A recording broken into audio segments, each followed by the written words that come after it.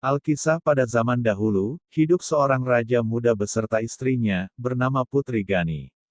Mereka hidup berbahagia di istana kerajaan bersama dua orang anak mereka, seorang anak laki-laki dan seorang anak perempuan.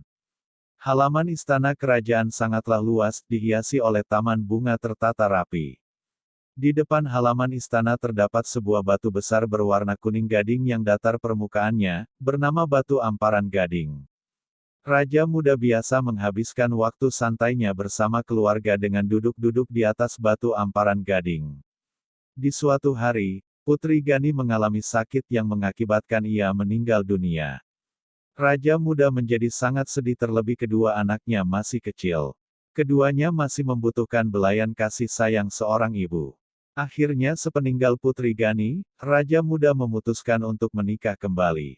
Raja muda menikahi seorang putri Raja Hulu Sungai. Pada awal pernikahan, istri baru Raja muda sangat menyayangi suami dan kedua anak tirinya. Namun hal tersebut tak berlangsung lama. Tingkah pola anak-anak tirinya yang sangat aktif sering membuatnya kesal. Ia sering memarahi kedua anak tirinya jika Raja muda sedang tidak berada di istana. Bahkan ia sering membiarkan kedua anak tirinya kelaparan. Sikapnya itu justru membuat kedua anak tirinya menjadi bertambah nakal. Di suatu hari, kedua anak raja muda merasa lapar karena belum diberi makan oleh ibu tirinya. Mereka berdua kemudian pergi ke halaman istana untuk bermain-main di atas batu amparan gading.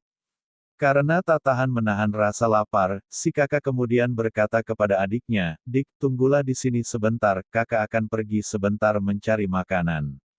"Baiklah kak, aku akan menunggu di sini," jawab adiknya. Kakaknya kemudian pergi sambil membawa seruas bumbung.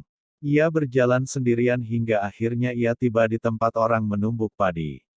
"Ibu, bolehkah saya meminta sedikit serpihan beras untuk makanan ayam saya?"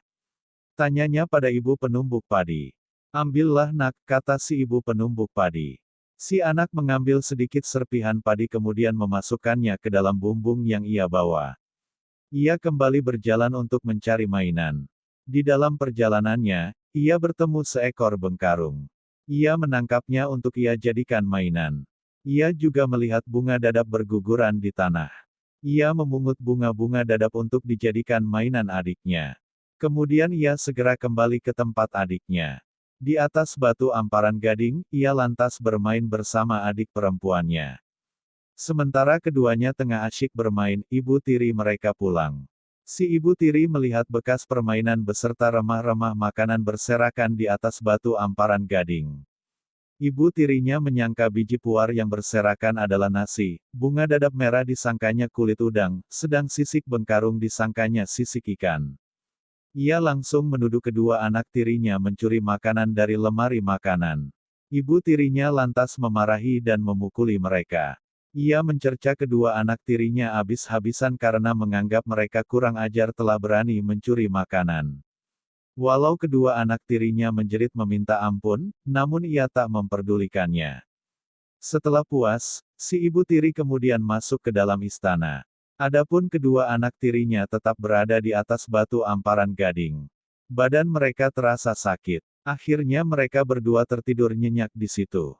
Beberapa saat kemudian, kakaknya terbangun dari tidur. Ingat akan kekejaman ibu tirinya, air matanya kembali meleleh ke pipi sambil memandangi adiknya yang masih tertidur nyenyak. Sedih hatinya mengenang nasib malangnya. Ingin rasanya ia pergi menjauh dari istana, tetapi tidak berdaya. Ia hanya berharap agar penderitaannya dapat segera berakhir. Dengan air mata berlinang ia meratap sedih sambil mengucapkan sebuah puisi. "Entak-entak bumbung seruas. Meninggilah batu amparan gading. Mak dan bapak buruk makan. Kami hendak pulang ke pintu langit. Puar nasi disangka nasi. Bunga dadap disangka udang. Sisik bengkarung disangka ikan. Kami dituduh maling makan. Atas izin yang maha kuasa, batu amparan gading yang didudukinya tiba-tiba meninggi." Merasa heran dicobanya lagi mengucapkan puisi tadi. Batu amparan gading pun bertambah tinggi. Selanjutnya ia pun mengucapkan puisi tersebut berulang-ulang. Setiap diucapkannya, batu amparan gading pun semakin tinggi. Sementara, sang raja muda telah kembali dari perjalanan. Ia sangat terkejut bercampur heran, ketika dilihatnya batu amparan gading di halaman istana telah menjadi tinggi. Lebih tinggi dari puncak bubungan istana. Sang raja bertambah heranan saat melihat kedua anaknya berada di atas batu amparan gading. Sang raja merasa sangat cemas jika anaknya terjatuh dari tempat setinggi itu. Ia segera memukul kentongan untuk memanggil semua orang yang ada di istana untuk meminta pertolongan. Orang-orang di istana segera berdatangan mendekat. Mereka segera berusaha memberikan pertolongan untuk menurunkan kedua anak sang raja. Ada yang mencoba menghancurkan bagian pangkal batu amparan gading menggunakan berbagai pemukul. Ada yang mencoba mendorong batu tersebut untuk merobohkannya. Ada pula yang berusaha memanjatnya. Akan tetapi, semua usaha mereka nampaknya sia-sia belaka. Batu amparan gading tetap berdiri kokoh. Batu amparan gading terus semakin tinggi. Akhirnya mereka semua menyerah. Mereka menghentikan usahanya untuk merobohkan batu amparan gading. Mereka pasrah menyaksikan batu amparan gading yang semakin meninggi. Sang raja hanya mampu duduk terpekur, tidak mampu berbuat apa-apa untuk menolong kedua anaknya. Terlintas dalam benaknya, kesalahan apakah gerangan yang telah dilakukannya sehingga ia harus menerima cobaan ini. Adapun kedua anaknya sudah tidak terlihat karena semakin meninggi.